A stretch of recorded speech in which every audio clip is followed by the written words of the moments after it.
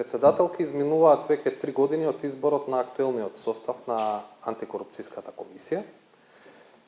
Од почетокот на 2019 година до сега имате поднесено 10 иницијативи, еве за јавноста кривични пријави до јавното обвинителство, но до овој момент по ниту една од тие иницијативи јавното обвинителство нема покренато обвинение, а колку што ми е познато ниту истрага како една поодмината фаза во постапката. Како ја коментирате на работата на јавното обвинителство во контекст на вашите иницијативи?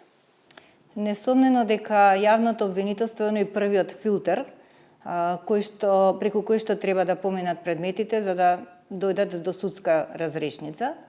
Точно е тоа што го искоментиравте, дека имаме 10 кривични пријави, од кои 3 се веќе отфрлени, а за 7 чекаме одговор. Но ако го земеме податокот во предвид дека од постоење на оваа институција, значи во изминативе 20 години, вкупно се поднесени 163 иницијативи, за кои што има само за 3 има судска разрешница, може пошироко да се коментира работењето на јавното обвинителство.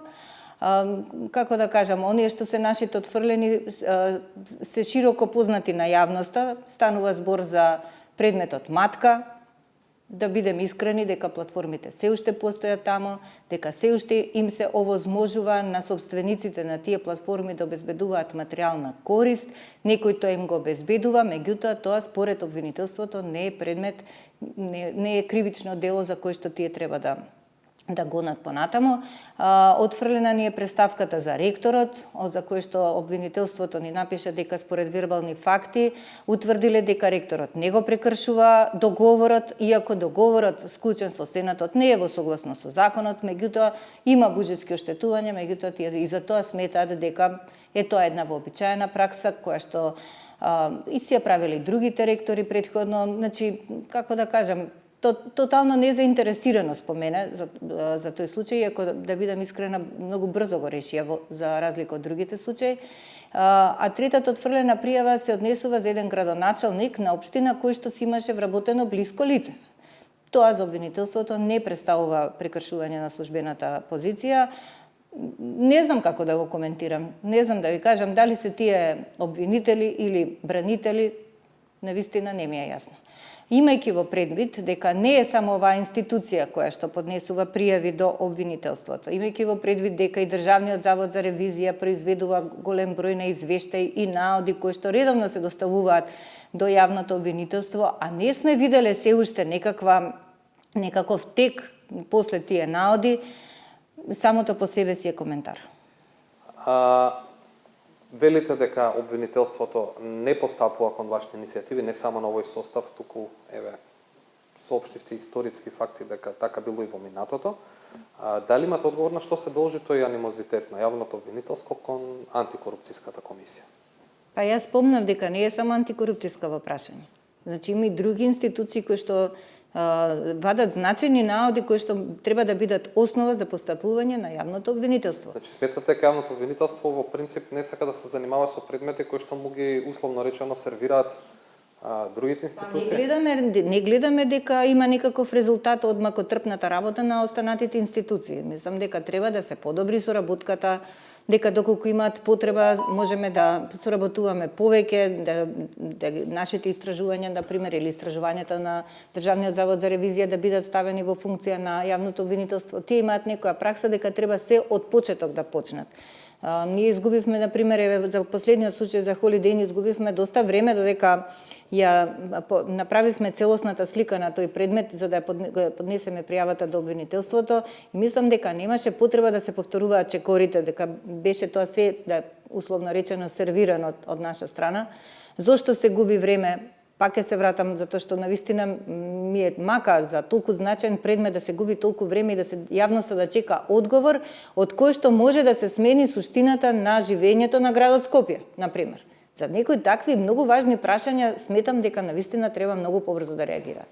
Лесно е и да се сврти тезата, иако јавното обвинителство за сега се воздржува таков коментар, но како вие оцените квалитетот на вашите иницијативи, односно дали е возможно квалитетот на иницијативите да биде причина за Не. еве да кажам, Не. спорото постапување или непостапувањето на обвинителство? Значи, ние зборувавме за, односно дадовме иницијативи за предмети за кои што во јавноста се зборува. Значи, тие беа предмети отворени по сопствена иницијатива, по допрен глас. Тоа значи дека не им треба ни ништо од наша страна. Тие можеле и сами да постапуваат по тие предмети.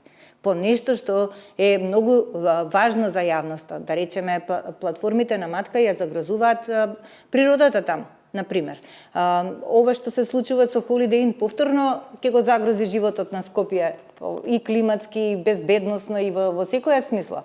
Тоа значи дека тие и самите може да си отворат предмети да постапуваат, а не само на веќе поднесени и сработени предмети да не реагираат. Мислам дека не станува збор за квалитетот на пријавите. Имајте во предвид дека имало состави во Државната комисија кога членувале обвинители, кога членувале адвокати, значи тие па пишувале многу постручни, да речеме, во таа. Доволно е да се напише предметот за што станува збор и тие сами и онака не ни го земаат во предвид трудот што сме го вложиле, значи така и така почнуваат од почеток. Нема врска тоа квалитетот. Мислам дека нешто друго се случува, а меѓутоа еве тоа јавноста не може да го дознае. Што се случува, не знам. Во последниве 3 години очигледно е дека има наплив на број на случаи. Едно време луѓето престанаа да пријавуваат случаи до ДКСК, веројатно поради изгубената доверба во НЕЗА. Сега имате прилив од стотици, ако не илјадници случаи годишно. Сепак од она што може да се забележи од јавно објавените статистики, тоа што вие не го обезбедивте, е дека сега за сега ДКСК не успева да го сработи бројот на предмети кои што стига до нив, што претпоставам говори за тоа дека на комисијата се потребни дополнителни капацитети. Но сепак би ве прашал, како човек кој што ја води оваа институција, дали во моментов ви се потребни дополнителни капацитети и какви? Да, несомнено ни се потребни капацитети, меѓутоа, видете, точно е дека имаме наплив на пријави. Точно е дека тука стигнуваат пријави кои што содржат добри податоци, меѓутоа има и пријави кои што не содржат доволно податоци, односно се пријави за жал анонимни, без податоци и веднаш се спремни за отфрлање. И тие треба да се примат во архива, да се прочитаат, да се тие одземаат време. Сега, ние за да бидеме поефектни во нашата работа, подготвивме упатство за приоритизација на предметите и преку бодирање, преку објективно поставени критериуми, преку бодирање ги исфрламе оние предмети кои што се многу позначени за јавниот интерес и тие да добијат некаква предност во нашето постапување. Така што сега имаме оправдани причини зашто за некои предмети кои што покасно дошле во архивата, ние сме ги обработиле порано. Од друга страна, оние што не содржат доволно елементи за наше постапување, не содржат доволно податоци, информации за соодветни злоупотреби, тие според оваа приоритизација, според ова упатство и бодување, тие веднаш се отфрлаат и на тој начин и ние добиваме во време и го фаќаме чекорот. За волја на вистината, оваа година добивме малце поддршка во екипирање со човечки ресурси и тоа веднаш се забележува во нашата работа, меѓутоа и тоа е малку. Имајте во предвид дека ние некаде околу 50% имаме пополнето систематизацијата и ни треба на вистина поголемо зајакнување. Меѓутоа, она што требаше да се доврши до крајот на годинава, според планот на почетокот, како што беше планот за вработување, не се исполни поради изборите.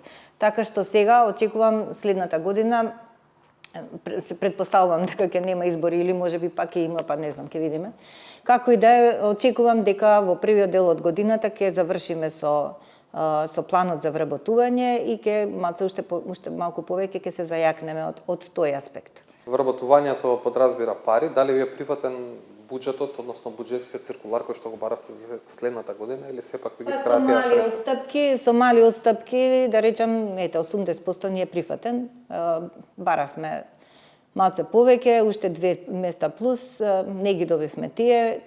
Со добро образложение ги добивме останатите, колку што ги добивме 14.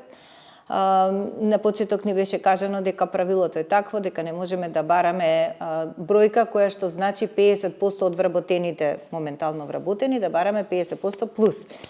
Меѓутоа, образложувавме, коментиравме и на крај успеавме да ја добиеме таа бројка, имајќи во предвид дека државата се залага за борба против корупција, дека истакнува дека приоритет број 1 е борбата против корупција, таа борба мора да се води со соодветни човечки ресурси. Во нови простори се за прв пат од постоењето на комисијата. Комисијата има своји простори. Кажете ми дали сте задоволни од овие нови простори, бидејќи во принцип овој простор беше изграден и обмислен за нешто друго, односно за факултет за драмски уметности. Видете сега, овие простори не се споредуваат со тие кај што бевме претходно. Значи условите се навистина многу подобрени. И покрај тоа што сега сепак морам да кажам дека и ова ни предизвика одредени финансиски трошоци заради тоа што моравме да преадаптираме. Знаете дека ова беа простори на факултетот за драмски уметности, па имаше студија за снимање, па тие моравме да ги преадаптираме, да ги направиме во поголеми канцеларии за вработените.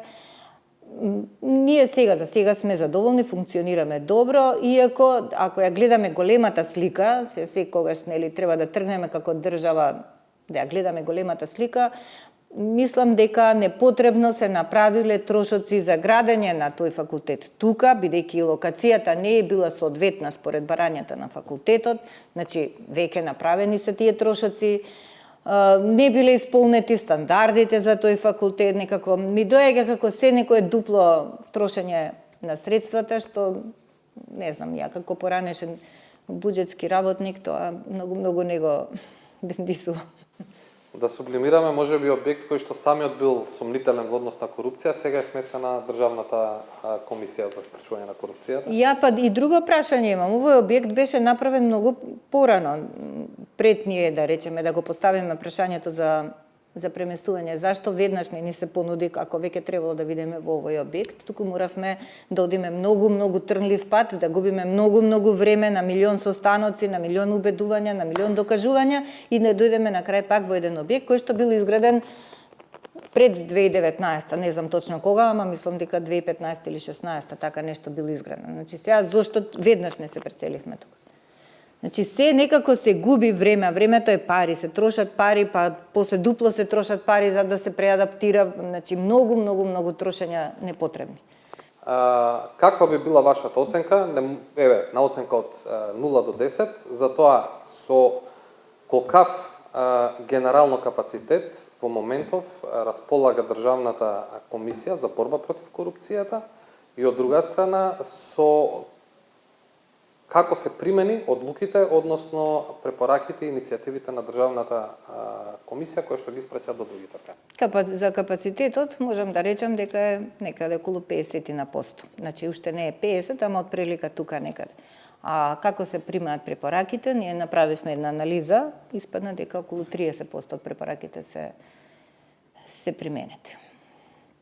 Што предпоставаме далеко од задоволително. Да. Благодарам за времето. Молам.